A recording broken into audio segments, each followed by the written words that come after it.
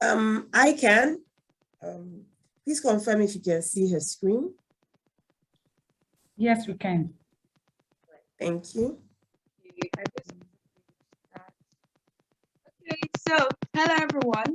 It's a pleasure to be here, and thank you guys for inviting me. Again, I would like to thank PAWAN for inviting me again to share my story.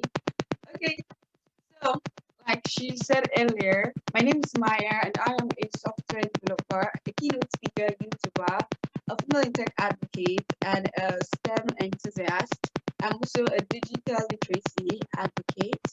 I'm going to be explaining all this in my future slides.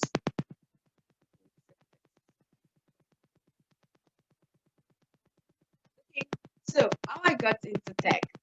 Well, my tech story, you could say I've been in the tech space since when I was 5 years, and I've been coding. I got into coding. So sorry, Sumayah. I don't know if there's this noise coming from your probably from your microphone. You may want to check into that. It's interfering with your presentation. Apologies for barging in, but you might have to look into that. Okay, let me get my headphone. Okay, fantastic. Thank you. Okay, so let's just hold on for Sumayah.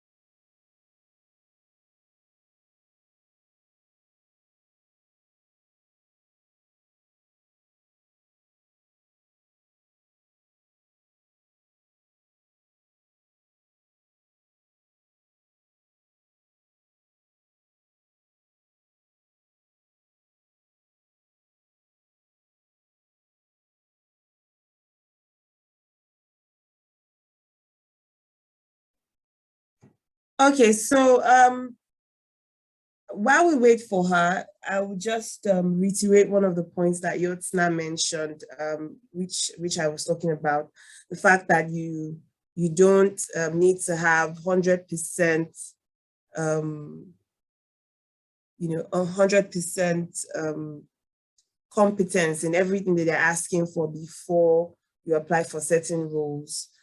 Okay. Well, we still have, while we wait for Sumayah, we still have some questions for Yotsna. I don't know if Yotsna is still here with us. I'm here. Hi. Okay, thank you. So we have a question, if you don't mind, while we wait for the other speaker. So the question goes this way. Hold on. Yeah.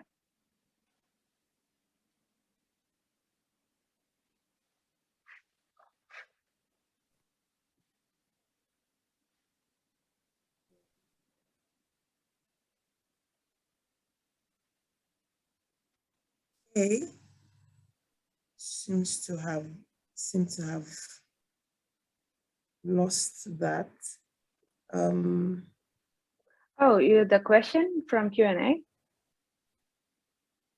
Yes, it there was a question that I saw.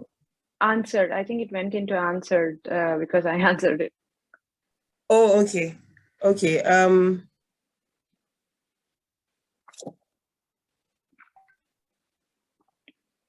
All right. So if we have any questions from YouTube, we can send them in so that Yotsna can answer these questions as well.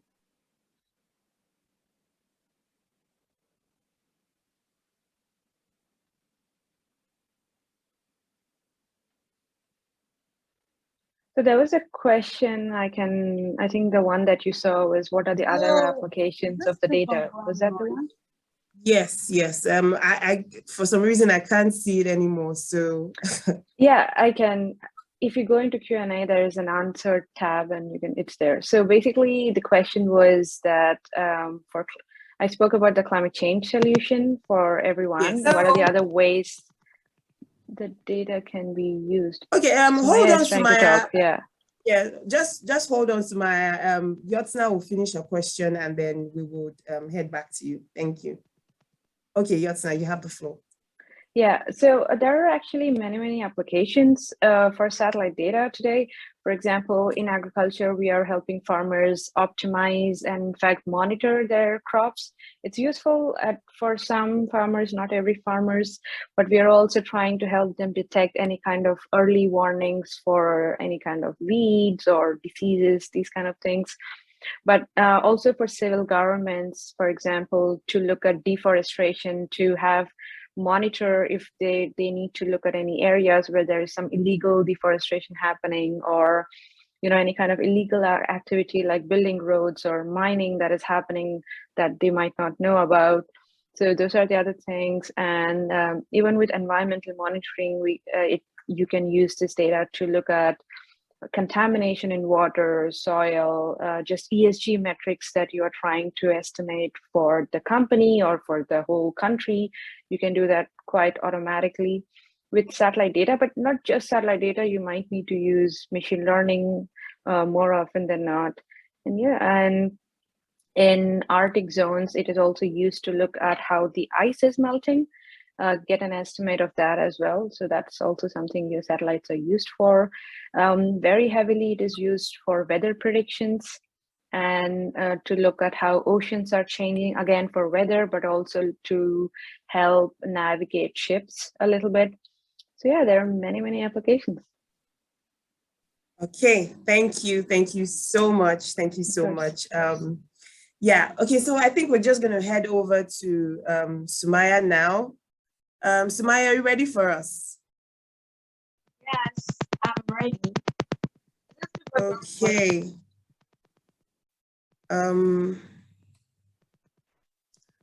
Okay, it appears that that feedback, we're still having it, so not really sure. And we can't see your screen yet, so you may want to present that. You can see my screen now. Okay, yes, I can see your screen. Okay. So, how I got into tech?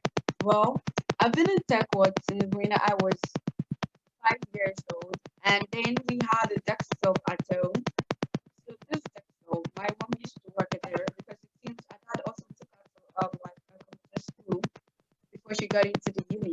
So then she used to practice some of those skills she learned, and I just used to watch her. Then later, my dad had always wanted us to get into tech world, so he introduced me. He got me signed up for a class, this 3D, 2D animation class, and I started with those. And also designing. He also signed me up for the design class. So that's why till now I have some little bit of video editing skills and also designing skills. So I was doing that for some while. Then before I started coding at age 10. I started at 9 to be precise. But when I started around 9 years old, then I wasn't as serious with the coding ecosystem. Then sometimes I would attend classes today, then not watch any course for the next few days, then come back after some weeks. So like I was telling you then, I wasn't as serious with it. But when I was 10 years old, I watched this CBS's interview of Mark Zuckerberg, that is the founder of Facebook, and like when he shared the story of how he started Facebook, I was ill, and I was like, oh wow, really? So does that mean with coding you can build something like Facebook? Then that's when I made a resolution. I went back to my coding again, and I started watching tutorials. That was the Udemy. So that was how I started my coding journey. Then I started there with when I had a tutor. So that tutor used to take me. He initially started with Python. Then when he saw like I wasn't getting it right, it took me. Started teaching me the Scratch programming, and I just Scratch programming for some time. Then before I moved on to front-end web development, that's HTML, CSS, and that was when I also got like a course in Udemy. So it was that course I used to watch. I remember this time. Hi, Sumayah. Hello. Yes, sorry, I'm so sorry. That noise is still it's actually quite overpowering, so we're finding it difficult to hear you. We might have to come back to this session. Hello, can you? Hello. Yes, this is much better. Oh, sorry. I forgot to like change the panel in the mute, the mic. I'm supposed to have switched it to the mic. Okay. Okay. Is this better now? Fantastic. All right. So you might just have to start all over again if you don't mind. Okay. Thank you. Thank you. Okay, so how I got into tech. Well, I've been in the tech world since when I was age 5. And that was because then we had a desktop at home. And sometimes my mom and dad used to work on it. Because like my mom, before she went to uni, our dad also enrolled her in a computer school. And so when I was around that age, she used to practice some of those skills she learned from the school she attended before she went to uni. She used to practice it. And I just used to watch her. Then my dad had always wanted us, that my sister and I, to always to have this tech skill, some of these basic tech skills. So as we grew up, I think around 6 or 7, not quite sure. So he signed us up for this 3D and 2D animations class. So then we used to do this video editing, this 3D animations, and also design classes. So that's why up to now, I still have some little bit of this video editing and design skills. So we used to do that. Then around when I was 9, I got into the coding world. And well, most times I tell people I started coding around 10 because at the time when I was 9 years old, I started coding. I wasn't serious with it. Sometimes I attended classes today, didn't go to class for the next few days. Then after a few weeks, I go back again. So this continued till when I was 10 years and I watched this interview of Mark Zuckerberg, that is the founder of Facebook. And in this interview, it shared the story of how Facebook came about. And like, that was how I got to know that he was able to build Facebook with coding. And I was like, oh, if you could build that with coding, then that means with coding, I could also build great things. So then I had a tutor who used to take me, I initially started with Python. Then because my tutor found out that I wasn't able with that, it told me to start learning Scratch programming. So I was playing around with Scratch, building some basic stuffs before I later got into front-end web development, that is HTML, CSS. Then I got a course. I used to watch a course on Udemy, and like it was this course I used to follow. I used to build projects. Then I also joined like this tech community because like my dad is not into the coding, ecosystem. So sometimes whenever I had problems, I had to check up for solutions myself. Then it just used to encourage me and just motivate me. Okay, so then I joined this tech community, and in this tech community, you have other developers. That is the GDG, because I live in Lagos, Nigeria. So I joined the GDG, the Lagos branch. So there, whenever I had issues, the process of building a project, I used to share them there and I would get answers and people willing to help. Then I was till the day I watched the video of Tammy Bakshi. Tammy Bakshi is as a then he was 13 and he was interviewed by Google. So I watched the interview. My mom like saw the video that she called me like, Sumayah, come and see this 13-year-old boy that has built amazing stuffs and watch his interview with Google. Then I watched this interview and I was like so much inspired because he was 13 then and I was 10 years old. And I was like, oh, since he was 13, I'm 10, just 3 years difference. And at this young age, if you could make something like this, that means if I get to be serious, before that, I could even make something big. And since then, I've always put in my best into learning my coding, and I was able to finish learning my front-end development. I was able to build simple basic websites. Then if I moved on to back-end web development, and that was around during this coronavirus period. So then during the lockdown, I had so much time. I was watching courses on Udemy on the back-end development, but I later, because like my uncle advised me, he was telling me that it seems the web development space, especially in Nigeria, is getting more saturated. And like, what if I thought of another thing I could play around with? And that was when I decided to move into the mobile web development. And for the past I think a year plus now, I've been building simple mobile applications with FLUTTER, and it's just so great.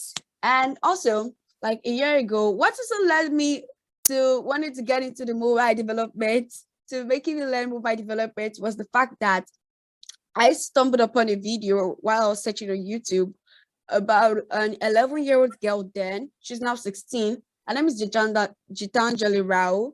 And like she solved a global problem then in India with an app that could detect like lead in water and tell them if the water is safe to drink. So like I was like, oh wow, she was able to do that using mobile through the app. So that was why I also said like let me to get into the mobile space. And for like a year plus now, I've been watching videos, I've been reading articles on mobile development, and I've been trying also to create simple applications with the little ledger of mobile development I have. And okay, so thank you, Sumayah. I'm so sorry.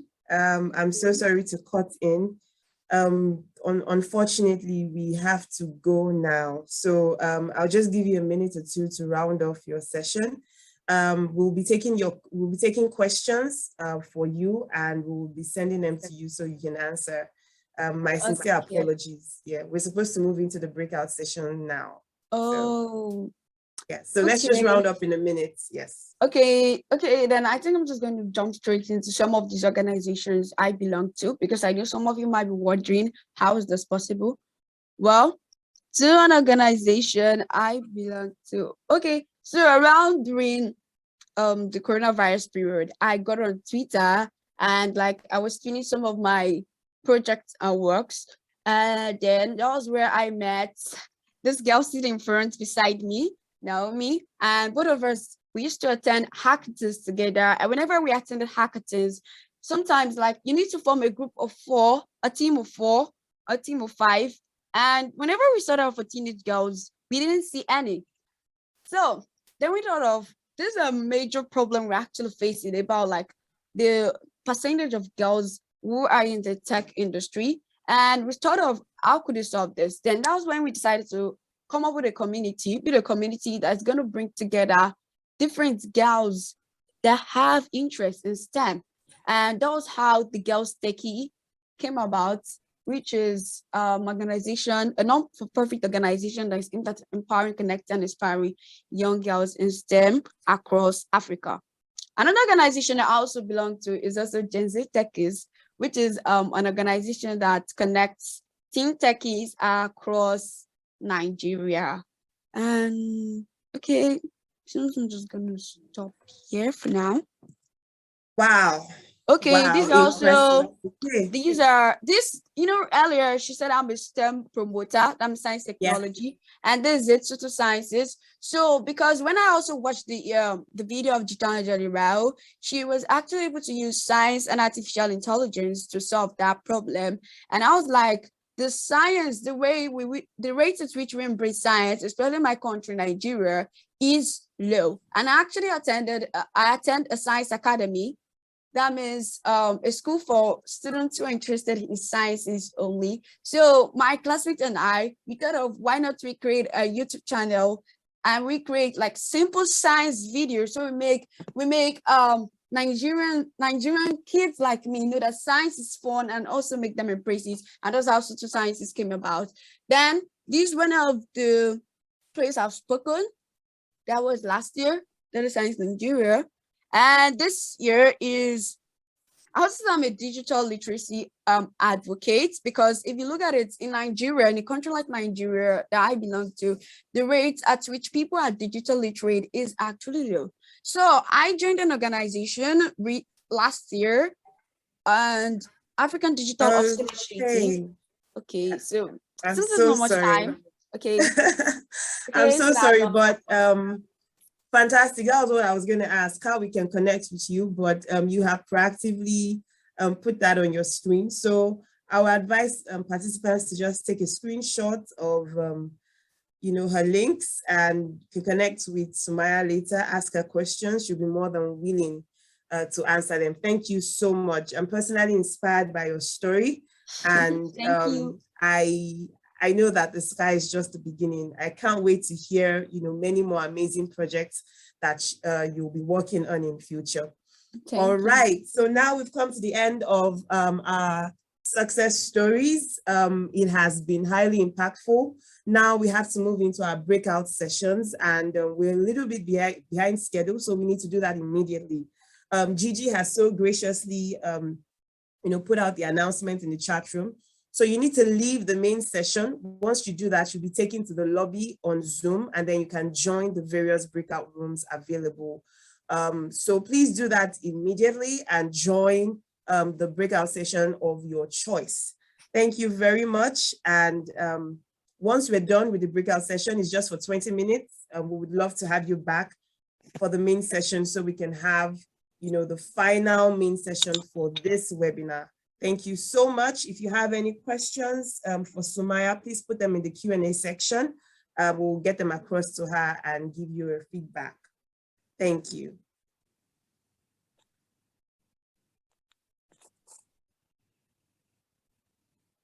Okay, Bukola is asking for the link to the breakout session. So you need to leave this main session. Immediately you leave, you'll be taken to the lobby, and then you can join the breakout sessions. I hope that explains it. If you understood what I said, you just give me a thumbs up so I know that I communicated.